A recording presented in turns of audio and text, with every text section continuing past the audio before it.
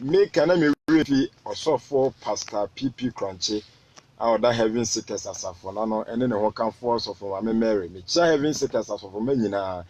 ene deeper life asafo ema nyina ensoso ne anuanu mamuti nyina de Awurade nchia de mamu nyina adade osofo Pastor Gabriel Adade Pastor Gabriel Adade no kwasem ne say mehia asofo bebre ba mahu se osofo ye osofo bi anyame adwuma ne dana koma so na ni ginyame adwuma no kwa cha aduanu mpo a ode ekona no osofo Gabriel anyame nhira pa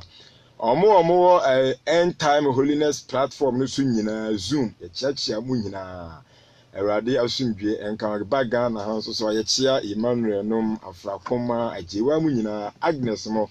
Awurade asumdwe Madam Stella and sister Abigail mu nyina o sister Esther mu nyina enuanom dos mo mfa nchentime modi ni nyina Awurade enka mo enebe hin so evangelical evangelical me refi di na so no sofo owusu Awurade nhia mu nyina ewo Yesu Kristo din mo amen ene no ye bo mpa ne ahwe Nyankopon asem eni die na hobrase me besi trust wo mpa bo Onyankopon tumfo ye dawase hwe wadoye so ta osoro na onu kredi nsu koduru wiem ton akoma mu nyansafo no tumi mu hodenfo no Awurade Nyankopon hwana onsiro wo na hwana betima ka wa yeye na wa ma yate o meni ni nyina ene enwumri Awurade ye bom paye to yensafo ye bom paye wo nyina wo ye na Awurade Yesu Kristo din ani nhwamo ne tumi ani nhwamo ne moje ni nhwamo na hoode ni nhwamo se Awurade bre be kasa na ya no nya wa no ne fa ho nyina hye na ase tumi bia be so ete wa sempe de ne bom paye so busa ho ho no ani mo nyama ya kese ma odi nya bafu a na wa ani mo nyama so ye bafu anwumri e wo Yesu Kristo din kese ni mo na ye bo empaye amen adofo ene ye ba be hwe Onyankopon ti asefo asem ode ama ye ne so na ene obetima ahwe ne Facebook Alexander Pastor Ejay Alexander Pastor Ejay ewo Facebook live obetima ahwe no ho Alexander Pastor Ejay ewo Facebook ye be hwe Onyankopon asem ya to ne din say whom are you following in marriage whom are you following in marriage why na wudi na namuochi ewo awawie manase akọ awawie mu de nti a yehwe saase mu no na otwese na emehebo bi se yebe kasa fa awawie because bebre na wa amane ewo awawie mu aya na ye kasa ebi mu ta kasa Bible mra aware dodo efise Abraham kra ware mienu nyame amra Solomon ware mienu Jacob kra ware mienu nti Kristo sumra ware dodo no enye bon ebi mu kra timi kan kire se ye nkotete atempon no so ya ware dodo na bepese ye hu sa awawie Bible ma de biesi Bible mbia Nyankopon de nhweso ma enti se obi ka to sa wa dodo nye bone a sa sofo nim de bi na onya nyaaye eni hunumu bi na onya hu ye nti na o kasa aware nye bon dodo nye bone osofo bi obekasa wa dodo Bible mra wa dodo no ni nim mekase menka ne se mekase ni nim de o Bible mu no eno ene ehia na se onya nya ntiase nti na o kana sa praise the Lord hallelujah sa o kan Romans chapter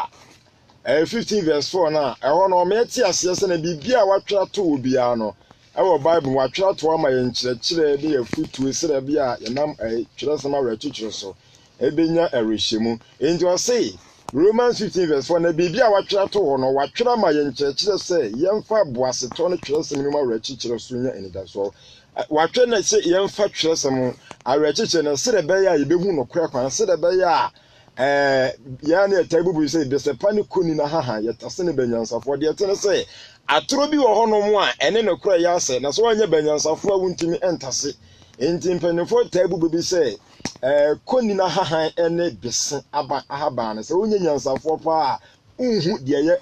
unhu bese ahaba na unhu sa adua no so de enti agi obanyansafo ne betuma atase de yete ne say ncheche bebe ne kosu Kristo sumu a se wanya obanyansafo pa na fa ne matrasa oye otiefo bi keke otiefo otie ne ma wa wanhwe obeka se de wutie ne no krenso na ya tro praise the Lord hallelujah enta ha na wo say enti na adwumadie we atu ne din se search the scriptures hwe atweresi mu no enti ana ede Nyankopon se Bible ne nipa ba akodia na mu obi atumi kenkan bi enti Romans chapter 15 verse 1 se na bibia watwa to ho no watwere ma ye kyerɛ ne afutu sɛ de bɛyɛ a yɛmfom fi nim de kwan so na enko wie wɔn samanfo asafo sɛ de bɛyɛ a yɛbɛwu Nyankopon tirimopo Nyankopon adwen ɛne Nyankopon apam no mu nimdeɛ a ɛbɛboa ma yɛn nsatumi ka Nyankopon ahini no yɛnhwɛ de bi wɔ ha Oya Bible mu a Nyankopɔ ye Abraham, Israel for Abraham gyina ma agya na ɔba asa kuru no mu. Isaac gyina ma ɔba koro na for the bɔba no, ana Jacob gyina ma honkonkon. Israel gyina ma na Kristofoɔ. Ɛna Cain asase na ɛbɛyɛ Israel, Isaac asefoɔ nko adea no. Gyina ma heaven na yɛ Kristofoɔ nko adea. Ɛna Misrim na Israel nya Abraham agya na asefoɔ ɛkɔyɛ nkwa wɔ hɔ no gyina ma ewiase ɛnɛ. Enipa ayɛ nkwa wɔ mu ana Misrim nnwuma na Israelfo pie fim gyina ma ne bɔne ya Satan de hye nipa so ente Pharaoh no Misrim asase no sudifo no gyina ma Satan odi wiase ne bɔne so ana Misrim gyina ma wiase. Praise the Lord. Hallelujah. Ente Israel fo no mbenye agya no mmiɛnsa ɛyɛ Abraham, Isaac ne Jacob. De ente Israelfo nyame ma ɔmo agya no mmiɛnsa sɛ Kristofo yenya agya no yɛ baasa koro. Ente Israelfo nso benye agya no baasa koro. Ente Israel ni bie ni mu sɛ so omo kasa omo jarme ba akopa na ye miensa no asem na woka enti Israel ni bie na no kasa tie agya no baasa no na Israel ni bie ni se omo gya Abraham, Isaac ni Jacob. Enti Israel ni o ti se Israel ni bi kasa me de Isaac oba no nko na minim agya no nim Jacob na je se o fi Israel mu. Enti Israel ni bie de ni die ma Isaac o de ni die ma Abraham so ese de ni die ma Jacob. Enti de tin say ana say agya no miensa no so Nyankopon de yenhweso ne nkyerɛkyerɛ ne afutu de ma Kristofo say yehu say yenhwe sum nyame ba akopa ene ne agya no oba no honkonkron. Praise the Lord. Hallelujah. Enti ebi mu ta kan say me say on say Bible no de nta me kasa asɛm no bebre na unim ɛna no me da we say anamfa na wotwetwe mu no Nyankopon nam osofo ba ko bi so ebesra no sofo no ba me nkyɛn ma bo ni din kora wa ara meta kyerɛ na pa na me pese me bo ni din wa asɛm yi mu. Ebi sɛ ɔyɛ sɔfo bi a ɔma na ho so ntia na ɔmpɛ sɛ wobɛka nsɛm bi a asɛ ɔbɛma ɛbɛyɛ ahomaso bi sɛ nti na mempɛ sɛ mebu ne de meda wo sɛ na sɔfo no baa me nkyɛn ɔba me fie na ɔka kyɛn sɛ ɔbaa me fie na mema sɔfo no akonya sɔfo no akonya na ɔtena aso no afo ahyɛ asɛ kyerɛ me adeɛ Bible no mu na adeɛ bi a sɛ ntia nnipa nya ntɛsɛ na ɔde me kɔ Bible no mu enti ɔde me sua Bible no ma me bisa na sɔfo ɛne na kyerɛ sɛ asɛm a na sɔfo no na afro ma no nti o mafi o mo sa mo de firi soro na nti o mo Nyankopon de ngosa na mo de firi soro aba no obi a o sua Bible ni ntimi ne nya pe ntimi ne nya nhunu mu baako nti sofo na oba me nche odayi ma no o chekere Bible mu no kire Nyankopon ngosa o se ye asofo minu na wasase ye asofo bi o mo sa na de Nyankopon na atwu so mo firi heaven na o de ngosa na mo ma ba asase so ene ye wo mo nso mo sua Bible no enti obi a ne ngosa ne fi soro de ba sa so no ene obi a osua no entimi nyepe enti ebra asofo no cheche me sa do da meche na se pa na me bo mpaye na me so message bi a meti bi a me de kompa bum enti me bi se Nyankopon ye se ebi mo se Trinity Yesu no ne Nyankopon ye ni me se Yesu ye Nyankopon ba ni me se miensa na aka bo ma ya baako se de ni me se Israel fo agyaram ya baako na Abraham az ne Jacob no na me bi se Nyankopon se so ncheche na me cheche na ya tro ama me hunu na Abraham da na me hunu se lift na omode frabo sa ko gia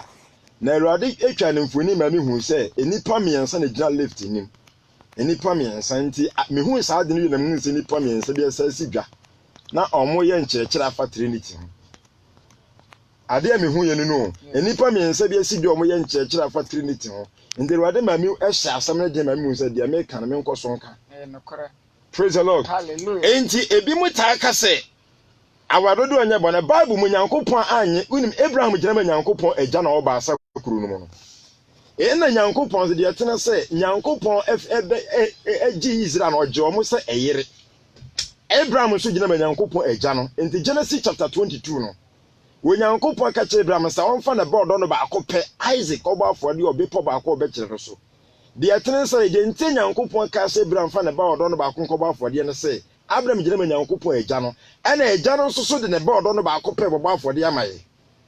so on se de sitie enti Nyankopon ka sɛ afɔdebɔ ba Abraham ba na ɔyɛ afɔdebɔ ba no ne mu ne bɛfɛ Abraham asefo Genesis 22 verse Genesis 21 verse 12 was say Isaac mu ne bɛfɛ Abraham asefo now say through Isaac shall the seed of Abraham be named and this will be free Isaac ase a ɔnya ni nyina no sɛ Jesus and John 1 verse 12 was say Yesu Kristo mu ne bɛfɛ Nyankopon ma ɔn sa Isaac ne de no kɔba afɔde ana Yesu nso ne de bɛba afɔde na afɔbɔ ba no ne mu ne bɛfɛ agya no ma nti Nyankopon ka kyerɛ Abraham sɛ fa ba do no ba akɔ no kɔba afɔde Abraham de ne ba Isaac ogyina ma Yesu Kristo ekọba for the unim ofa nkwa mienu ka Jesus ho efa Isaac ho na nkwa mienu no ho konkrom ma meti asese sa nkwa Isaac gyina ma Jesus ena nkwa mienu na Isaac Abraham fa ka Isaac ho egyina ma udifo na se ebre ne hwedu ne Yankopon so beku ne be odo no kora ye beku maka Jesus ho enti Abraham enante 3 days anse no hunu mo wi abepo ne nyina no se Yesu Kristo nso bewu a ni wu eki no be so de to so miensa enti Abraham 3 days na ohunu mo wi abepo ne kasa fa Yesu ne na nsa bu so re ho sa na Awurade ho de ma me praise the Lord hallelujah ena bepo na Yankopon kire Abraham so mfa na ba odo no ba ko nkobo afode wo so nso gina ma Calvary bepo ebekum Yesu Kristo wo so enti on sa Abraham fa nkwa mienu enti Abraham de ne ba ne ko na Isaac kasa Abraham o asimi meja osimi o se Yakoba afodie dia ofagya ni nyina odwan we oseka akoma to yem Nyankopon be kire san komite na Abraham hye no na kasa fa Jesus ho ene sen ka akoma to yem Nyankopon so be kire ne be odo no kora odo no be ba afodie ma ye enya won ye ko praise the Lord enti enko ye disua no so enti Abraham ye agya no ogina ma Nyankopon agya ana de etense Nyankopon agya na o ba asa kurunum na yire ba akopɛ eno ni Israel Nyankopon na yiri ba akopɛ Israel nko an waje o ma ware enti Nyankopon ni yiri mienu enti sa Abraham gyina Nyankopon de a eni kwan sa Abraham so ware mienu on say the city enti Genesis chapter 16 no na Abraham nimi sa Nyankopon ka che Abraham me ne wo chefa ti Nyankopon ka che Abraham obi hira me shan de obedome no medome no evisa no de agya na nimu nyam na eba e wo ba asa kuro no praise the Lord hallelujah enti de atene say Nyankopon na yiri ba akopɛ no ni Israel ana agya no so gyina ma Abraham so gyina ma Nyankopon agya enti se Nyankopon na wo ye agya wo ba asa kuro no yiri ba akopɛ de ni kwan sa Abraham so ware mienu ese se Abraham so ware oba ba akopɛ on say the city enti wo kan Isaiah chapter 54 verse number 5 na wo say na wo kunu ne wo yofo asafo ware ni din na wodima for Israel kunkun wo fa na asase ni Nyankopon se wo kunu ne wo yofo enti Israel Nyankopon agye wo mo aware de na Israel Nyankopon yire ana omasa ne ma enti wo ba Kristosom a Kristo fo Nyankopon yire ne se Nyankopon masa ne ye enti Abraham ejira ma nyame agya no enti se nyame agya no yire ba kopɛ na ye Israel nko na ware omna so anware oba bi anka Israel ho de ya edi enti na wo Abraham ade mani mu nyamba na wo so wa sese wo kɔware mienu enti de enti Nyankopon nye hega ntom ne se agya no yire ba kopɛ ne Israel enti ni kwan se Abraham so ware mienu enti na Abraham nim sai secret no enti Genesis chapter 16 na Abraham nye yefunu ho na yire Sarah ana okache Abraham sa ko hega ho hega nso firi Misrim hega nso firi wiase boni mu no firi Misrim asakire no enti Abraham antie Nyankopon no kote na yire Sarah ana one hega kodaye Genesis 16 enti ade na Abraham ye Nyankopon ni anye ho nyame bufu Abraham pa sa Abraham tie na yire wanti onu Nyankopon enti Abraham wo de agya ni mu nyam na eba agya na yire ba ko predi enti na wo pro ho akɔware mienu enti Abraham agye hega ware nyame be ka che Genesis 17 yam hwe ho enti Nyankopon be wo ne Abraham se Abraham wasmini Nyankopon twedi ampo na ntimi na yepe wintimi nso me nsanfa wo yirechi wintimi me yire ba ko pe wasefo enti se me yire ba ko pa me ware wasefo di ntina pe so ware mienu nso di ma de enti Nyankopon ka che Abraham se na ntimi na yepe na dia ye me anya wo Genesis chapter 16 no hega na Abraham kɔ no nti nyame betwi nanim wa 17 nim se mini Nyankopon twedi ampon de enti Nyankopon twi Abraham anim sa na Abraham ye fofo enti otwi nanim ka se to monya sa de ne bi ɛho na Nyankopon ka se tie menewo apam na Abraham din fin hye de okronkron no Awurade yi ne ho kyerɛ no se mini Onyankopon twedi ampon na ntem ne yɛpɛ na mema mapam ada mene wo ntem na mama wadɔ kɛse ara na Abraham de nanim butu fom na Onyankopon ka se medi ehwe mapam da wadim na meye wa mapiaja na won fe odin Abraham ase ne eja wa ma no so bi ne mo obefra Abraham ase ne nipaku eja evi se maye wo amapiaja ena memma wado pipa na maye wo aman na ahemfo afiri wo mu na memma menne wapam agina mese ose memma menne wo ne wasefo a ebedi wachi na pam agina wana won toto so mu na aye wanda pa na aye maye wo ne wasefo ebedi wachi ne Nyankopon wate nti ha no ana 11 na nti 15 no Nyankopon ka che bra ma se o yire Sarah de emfa Sarah de emfa Sarah bi emfa na Sarah ase ne se ohene baba na mehira no na mama na omu oba na mehira no na obeye aman ahufo be fi ni mu wate enti nyankopon san nyankopon de na pam be Abraham no enfom so oye no Hagar akoda ye no nyame bufuru enti obeka na nim ansa ene se bra muntimi nware mienu me yede ba akope me ntimi nware mienu nka Kristo so mo ho me ntimi nware mienu nka Israel enti di ntina wo a ugina me eja no opese nware mienu enti Abraham na ntimi no yepe na me nyankopon twede ampon enti nyankopon betwi Abraham anim otie na yire Sara okọ Hagar ho ana de yetene se nyankopon nye Hagar ntum enti nyankopon amfre Hagar Ishmael so ya Abraham bada woni Abraham kasa wose afena ba tie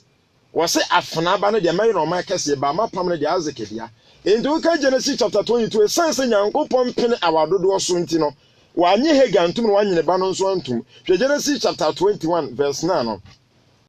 ara humizim ni Hagar ba wo ma Abraham say pam afena yi ne ba no na enya afena ba na me ba Isaac na bedi ade na ne ba no nti asam ne Abraham ye no nyankopon ka che Abraham say emma abofra no ne wafena wate wankasa ne yire wose wafena asam ne nya ya na de asere ka che nyatire na Isaac mu na mefre wasefo wate wose Ishmael mini no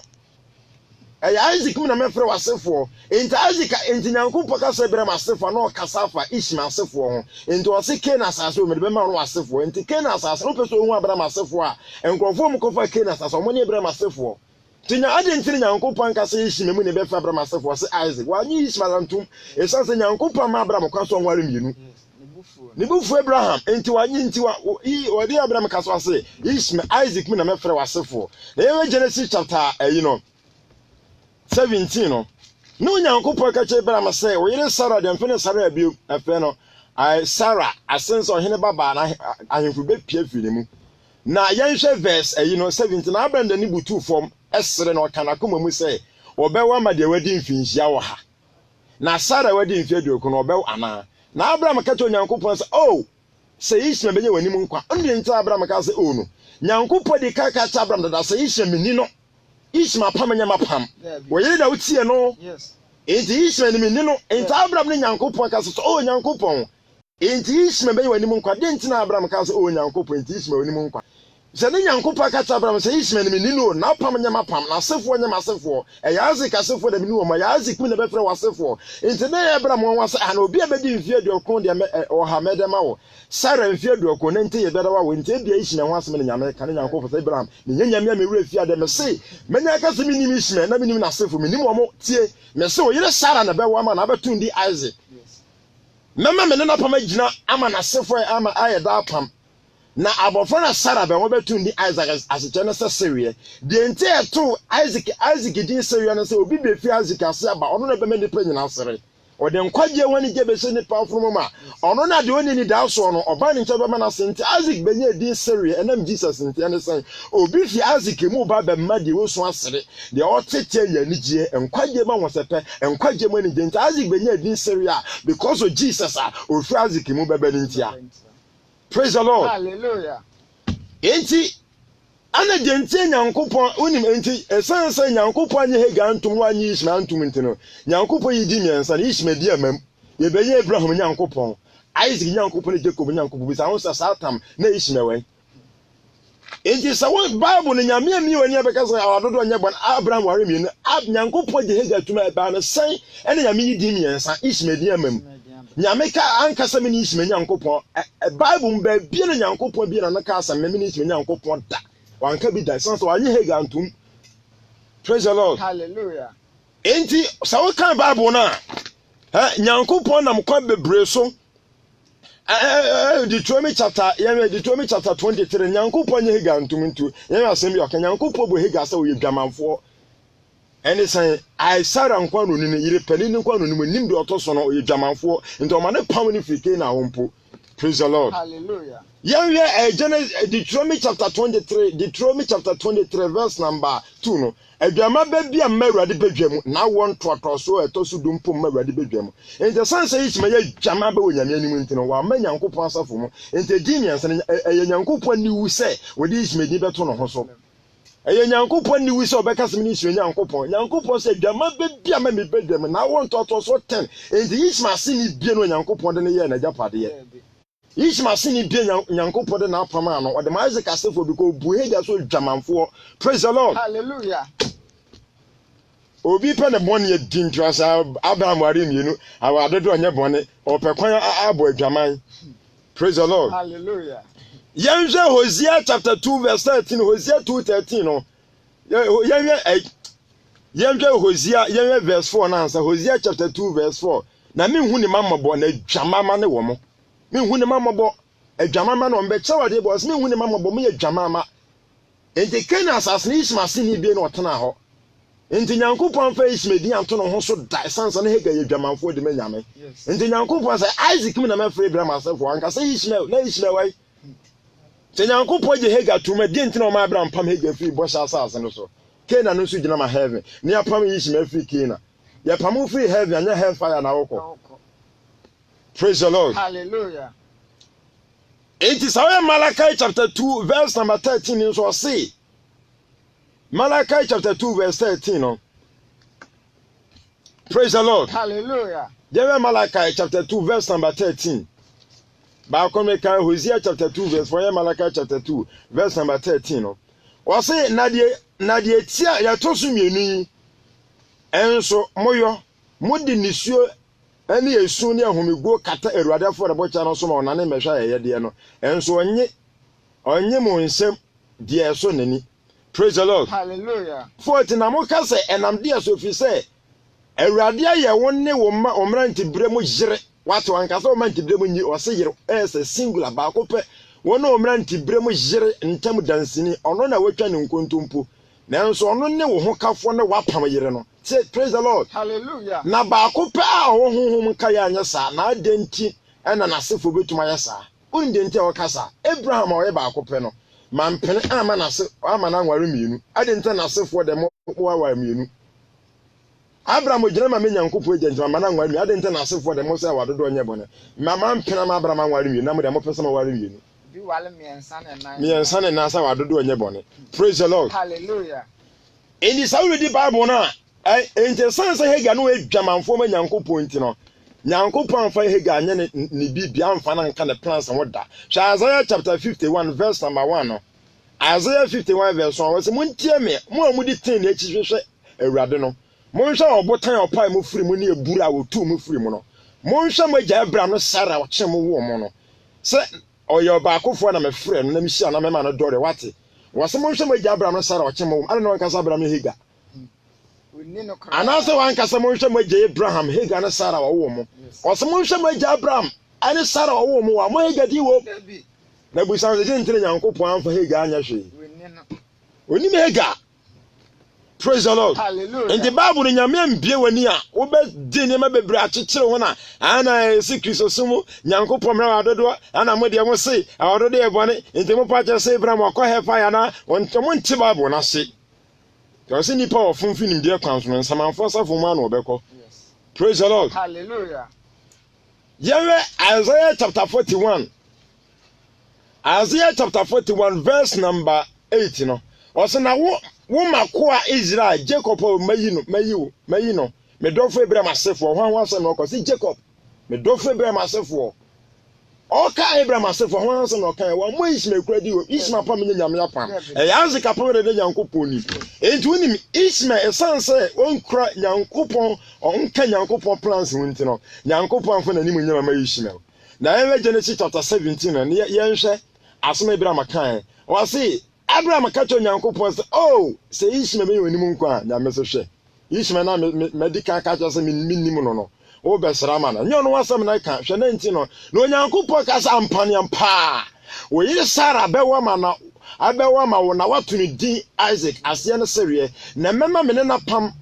I Gina Ayada Pam and self for a bed in a chino, Naishna who need them at you. Abraham Ishmael come a plan so okay, by the way. Okay, so person is Ishmael, okay, and you Abraham and Ishmael and Camino. Yes. And you Abraham and Ishmael come a plan for us, a 10 person is Ishmael, okay, by the way, Mate, Ishmael who need them at you, when I was the man and comedian can come in Susion, then to intimate you, Mishano, or Bell my Cassie, or Bell Titi Doom, now, so my family, the Azakedia. Yes. Upon by and quite Jenny Azakedia, heaven, Canaan, heaven, Azakedia, and the Ishmael, Abraham ntina nyame hyira Ishmael na Ishmael nhyira na bɛyɛ asase so nhyira wanya nkwagye mu nhyira enti Ishmael wanya earthly blessings but heaven de na de nsa nka enti Ishmael se ni bia no wasase so nhyira ba woni nkwa Yes. But Isaac de obenya asase so nhyira na heaven nhyira enti Isaac both Isaac will have heavenly blessing and earthly blessings but Ishmael de ebeye fa ba akwa asase so de nkwa enti Ishmael de ne se obetran asase so enya sika sisi da no wa akwa hellfire. Bazi go better asase so enya sika dia say ko heaven. Enti was Ishmael woni de metio me hira na obewa titi dumienu enti ampa ade bia aziko bia Ishmael obi ade ba ko pana aziko de chen Ishmael ere ne Kena no enti sa ekasa for Yesu ni Satan ade ebeduru Yesu ni Satan pam so no ebi ye beka ya pam yinu no mebie wani wo ho enti ade bia aziko bia ni Ishmael ba ade ba ko pana aziko de chen Ishmael ere ne Kena no Isaac asefo ye 12 Ishmael asefo nso ye 12 ba Kena ne de Ishmael nsan kan ti se udi Ishmael na asefo achi a wo betima nya japade bia wo ba Kena pa de wunya honko entra Yesu Kristo kasa se oba ne ye modisha na me odisha ampa enti nye Jesus ya enya zekase ni na untime nkwa heaven da bi na kwa be so. Praise the Lord. Hallelujah. Hwe eya na nkofo bi de Yesu di agwa no mo ye mesere papa esun bia yasoma na ka kire ade ebeduru apam enu no na abo say yes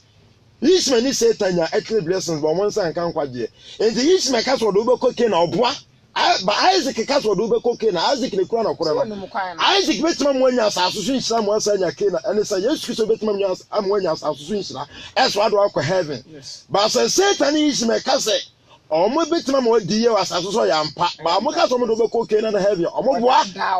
da kra Indi Kena ne heaven Isaac ni Yesu Kristo dia. Indi Ishmael ni Satan entimi mfo obi anko boshe ni mu da against Isaac ni Jesus. Indi ebenya approved son and the reject ebenya oba na egi ni tum ne de po no. Indi di mi ensa na Ishmael ni Satan dia ma ebenya eja oba na nkonko na Kena so nya nyame yenya Abraham Isaac ni Jacob. Na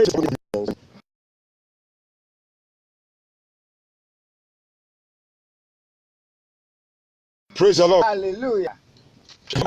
Ye nyina ye heaven. Deuteronomy chapter 32 verse number 6 and menkan. Deuteronomy chapter 32 verse 6. Na Erade na mutua na kase o man kwasiafo woni tire. Enye ono na waja wonya wo. Ono na oye owo, ono de wutim ho. Kai tetetere de na. Hwa wo ntoto so dodo ne ani mfie bisa waja no nkyere wo.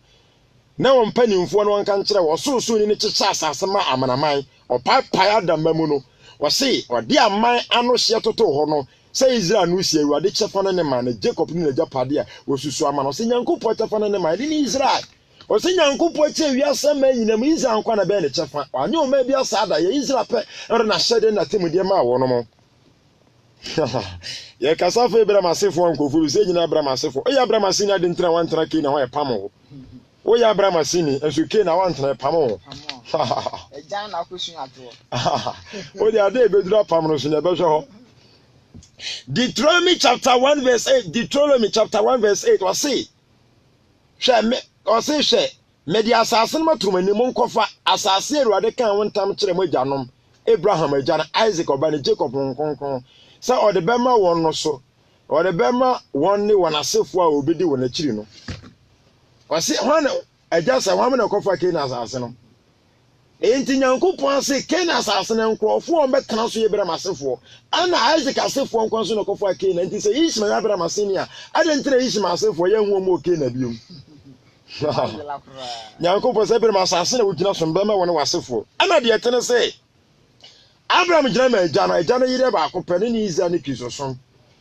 ana Isaac oba kro no so gina ma Yesu Kristo na Yesu Kristo so yire ba akopɛ ene Israel ne Kristo enti Yesu Kristo ware ba akopɛ ana Abraham so nya oye so ware mienu na sanse ogina ma agya nti Nyanko agya no ama na nware mienu ana Isaac so gina ma Yesu Kristo no kwade wa mmɔ no hu musu anko ware ana Yesu gina ma hon konko de etene say agya no yire ba akopɛ oba no yire ba akopɛ hon konko Jacob gina ma hon konko ni nyina no say Israel ayo man ba akopɛ na nso o man mfiri oba ba akomu ema for ana di Israel timo ni nyina no say Kristo som yo man ba akopɛ na nso enye oman ba akona be wa Kristofo Jacob ne to som yanso gina ma Holy Spirit de etene say se Yesu Kristo oba ne bewie na dwuma na so okwa honkonko na ba beboa Kristofo nyina na ye oman ba akopɛ na honkonko dwuma na so obekɔ Ghana oman bi aye oba tie Ghana ye mada Ghana mada Nigeria oman bi no ebe medin da so esan se oba na ewo oba na fa afuro no wawo. Praise the Lord. Hallelujah. Enti dia tene se ai Kristo sum ye oman na honkonko na ebeboa Kristofo nyina na free amiamia na mema ye oman ba akopɛ ede oman ba Nyankopɔn nanso so no oman Kristofo nyina ye oman ba akopɛ ba ye mfiri oman ba akom. Enti dia tene se Jacob gina ma Holy Spirit na Holy Spirit no ena ebeboa Jacob no na ebeboa Israel no ye oman ba akopɛ wanyi Israel mfiri oba ba akopɛ mo yi omfɛ maafo dia tene se Jacob hiro di ka fe ne Leah bira Jacob wale Leah no oyere odika na Nyankopɔn dika ji Israel wa yo no ne Leah ndi Jacob gina ma Holy Spirit me kire wa se me ba enti bira Jacob wa Leah no odo Rahel nso so gina ma amanaman Rahel nso gina ma Kristofo wa amanaman mu ona otoso mienu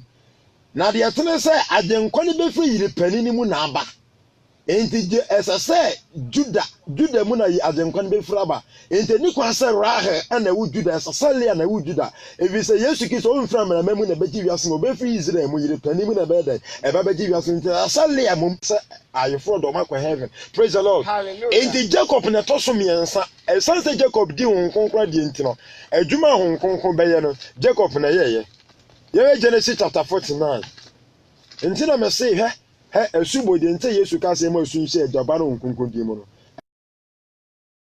ade bedu esubo so na tefo beti ase de enti Yesu ka se esubo se ebo se eja oba no honkon asomanfo no say ye boy su mo boy su munya honkonko se ente se honkonko bi mpo baabi enti se ahyede na Yesu di mo omronko mo boy su mo nko mo te honkonko di enti se o mo ka se ye boy su Yesu di ma ni nyansa ahyede na Yesu di ma na ye boy su Yes. Yesu di mu ki Yesu di na no asomafo ka se boy su se Yesu di mgyina ma ahyede o de mo ma ye eja oba no eja se ebire beduro su bo na tiefo be hu se besepa ne kunu na hahan ya tase no banyansafo na sofo no kura o kasa akura ye bo na su de wadi me ye bo ma su ejaba no honkonkon di me enso se menya honkonkon su bo o de ye nto aso kura the next time e be chiri. Praise the Lord. Hallelujah. Enti Jacob gina ma Holy Spirit otoso miensa ono na obe kire de ye besi enti Genesis chapter 49 verse 1 no na Jacob fe ne masa mo abo ama no na menka mo de beye mo na edi akiri no mo Jacob ma munhye na muntie mo ja Israel tie me be ka mo de na edi akiri na beye mo na edi akiri o ye nhwe tere no Ruby mabaka na wo ma ho ode ne memani yasifiri wo buro so ani die mo buro so tumi mu wo yim se nsuo enti wo kanye be firi wonsa ebisa wo furo waja naye na enum na ugu hu fi mempa na wo furo ye hwe verse 5 no si meni livi anuanom won kranta ye nyadi akode me kra nko wona gina mu na manim onyam so nko furo masafo mwate omo ya udifo ntime kra enko omo gina mu adentra Jacob ka se esanse me ma wedi omo ya udifo omo ka omo moja nko omo hwegu ntime kra enko omo gina mu nsata na Jacob. That is the Holy Spirit, the third personality. Praise the Lord. Hallelujah. She nento aso na fi se wona bufom na mukum nipa wa ho kire na mo se na ntwe wa dum o mabufuo ni se so ene wani birem se mu yadin mecheche won Jacob na mabobo on Israel mu okasa fe sum bi ho ti ba bia Kristofo wo bia no obehu omo ho Israel so jame Kristosum omo ya udifo omo kom omo se akon na omo kwa heaven to omo ya udifo ntime me honhom ko magina mu Nyankopɔn se yeso sansom no omo ya udifo ya pamienu awudie ne asum bi apam sansom do omo ya udifo ntime honhom ko mu dente sansom no nyame honhom ni ndo oseme bo omo Jacob mu ene Israel mu ndi ba bia Kristofo bi asankrofo no Nyankopɔn bo mapeto Nyankopɔn na aye omo saa se da bia atweresem ne bebam. Praise the Lord. Hallelujah. Ende Jacob oduru ye Judah so se Judah verse 8 ne Judah wona wonu anu beji wa ye won sa betisa watanfo konso jataba ne Judah wose wajama be koto wajama ben okasa fe agya no oba no ho wa ha wose Judah wona wonu anu beji wa Yesu Kristo no odi Judah gina okasa fa Yesu ho keke the Judah de odi ni si wose ayi bi ma Yesu keke wose Judah wona wonu anu beji wa ye won sa betisa watanfo konso wajama be koto wanim jataba ne Judah wate jataba ne Judah ndi Jacob na kire de ebeto Israel bosu akodu mienu no adentia ojama Holy Spirit e say won konko na ebe bie no Bible no mu am ye hu say Trinity exist ya kasa Nyankopon ba akopa na ye kasa fa agya oba na won konko bi say mensa won ntimi nchemu mienu ma ne nye Nyankopon bi bie no wa ye chem Nyankopon ni bi bia ye nchem enti Nyankopon na nim onyame wa ka miensa bom ye ba ko nti nipa bi ntimi ntete de nyame aka bom enti se Yesu Kristo kasa ne Nyankopon ba akopo bi nka me ho a na eye one na gya no won konko asem na woka enti Kristo ni bia wanyi ntumi se yesum nyame ba akopo onye Kristo ni praise the Lord hallelujah enti Bible na da ho sa no enya de se bia enipa ofiti ya se me church o hwe praise the Lord hallelujah enti Jacob to so miensa esase wa ya hon konko adwuma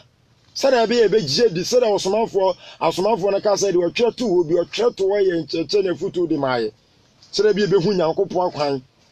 ese ncheche bebre na ekoso Kristo mo me de futu a me de masunsun afumatiefo nse mo mani na hopa because ncheche bebre na ekoso ma hwe mo gidie nyina be sei ntenyesa ncheche bia na edi eche yesamasa na ebo abaso nyame hum di wanim etire bia ni nyame nkasa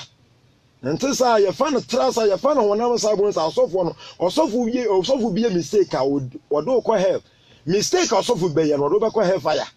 nti enye nchechire bia no bi be checha no afra bana ba so sofo momo bise nyame na nyame enconfirm nchire ye John chapter 16 verse 12 me wensan pi me ka me chene nso muntimi nso asese na so no kra ho nya ba ono no be kire mo kwan akọ kuro ni nyina mu emfi ono mu no be kasa ne bibi obete na obe ka kire mo ate Jacob na to so miensa endi osese on konko na be dim obe kire mo kwan akọ kuro ni mu endi on se Jacob na kire de be ba Israel so nyina na Yesu Kristo so me konko ba ono ba be chem de be ba nyina endi Isaac de Abraham de bosha na apamba ne bai ana aze su de chima Jacob ana Jacob be kire de be to Israel ajano su de Yesu Kristo maaye ana Yesu Kristo so ko de won konko na won konko e kire yesa less we asekire ni less we kire we kire we the honhom na review nyema me ati asese we ntwam we say na tie honhom na ndi wani mo de honam saa na de kire Bible na wo jira atiefo praise the Lord hallelujah enti o say Jacob say mo mo obo na me nka me de ena edi akiri na beye mo ena edi akiri ni mu ana Jacob say me kan na edi akiri di besi ana Yesu so say John 16 verse 12 no bi nyam nyanka won konko ba awon so be chem de bebe nyina edi bi sa won sa de ntine Abraham Nyankopon pena mana nware mienu no ma na ware ba akope Isaac so nware mienu o ware ba akope na Jacob de nyame hwe ma na ware fo Jacob jema Holy Spirit a obekọ amana mamu all the four cardinal point akobo Nyankopon ma no enti se Jacob na di na cha ko ware fo de wo bekọ hellfire obekọ ko tu Jacob so heaven na wo da hell ATM praise the Lord hallelujah hwe woni be bi mi Solomon so ware 1000 omo nti ase Solomon jina ma Christ di ye bia a mystery Solomon wo ba honamu dia bebu Solomon atan ba honhun Solomon jina ma Christ yes Solomon na be si asore dan no ti Nyankopon ma Jacob David en si dan no se Solomon na ba be si ma do ye menyi mfi no sire me yi ni de odi wanim no ho no e de dan na Solomon si ne jina ma na ye ni padua asore dan no si ma Israel fu jina me ni padua e de Solomon no be si Nyankopon asore dan na Solomon nyame ahwe na na kware 1000 Solomon enu enyansafo eche obi because Yesu Kristo enyansafo eche obi a obi enu obeto Yesu onyansam enti no obi anto Solomon onyansam ana Solomon be si nyame de tense Solomon ware ma 1000 otiase 1000 gina ma 1000 gina ma 1 enti sabre Solomon ko ma bia mu ko ware ene se de obe si Nyankopon so dan ye ni pedua ne Yesu ba obewura ma mu bia kwaja ware ho Yesu so ba na oba na o bia Yesu be kwa akware ende Solomon so ne be si Nyankopon so dan ogina ma Christ ende Solomon so kware o ma bia mu ende de ntia Solomon ware a o ma bia mu jama Yesu Kristo o be wuru o ma bia ma kware aba Israel ende Solomon ba o ma bia na so kware de ba Israel Yesu be ju obia nkwa ende on si Yesu so ka se mu bu honam ani atan ende sa wo ye honam ni a wo be gina honam abu Solomon atan ba so hunhum ne so yenhwe so ma Yesu Kristo enti obi wa kon ampa Solomon anya de me nyame Nyankopon honhom mate ase se Solomon eye hwe so ma Christ enti nyame ma no kware o ma bi nyame ma no kwama no kware o ma bi mu no me bremu Solomon a honhom no de me te ase Baase obi ntia se obeka ye Solomon ware tan. Awadodo ye bone ade ntia Nyankopɔn Solomon ware tan. Na busa ho se Satan nka Ghana ho a nka se Solomon be ware Ghana. Say answer Yesu beba na o ma biam Yesu be kwa ware. Yesu be yi ne yire fo ma Ghana wa yi ne yire wa ha. O ma bia se Yesu yi ne yire firi wo. Ekọ na yefu hia na sentina Solomon so wuru o ma biam ko ware ye. Eni sa wantia se a obebremu Solomon ho. And one tells us so be Solomon Chakawar, no Solomon heaven out the Jemuti.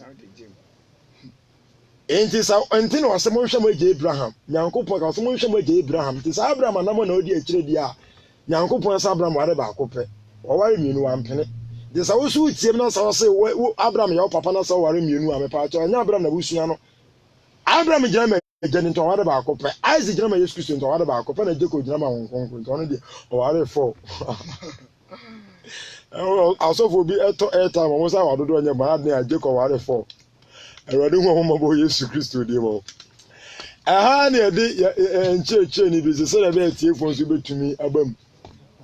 Ain't 2 person for Jesus Christ you rather cry jam kwa kasanse mobidi mechi. And a day. The Jidi said, Yesu Christo, Oye Nyankopon, the born into no kumuno, and me bimbo nti, and also the feel from the mefano, Yeme Rade, and me cry jankwa, Salmon in the Benanti, Menkwana, in the Radi Subuami. So I can Sansem will be Ampa Yesu Christo pen the fan of Soko Heaven, Ukati Yesu Abeko Hell, the Radia Janko, the Boniacha, Yesu Christo Demo. Amen. Amen. Oba.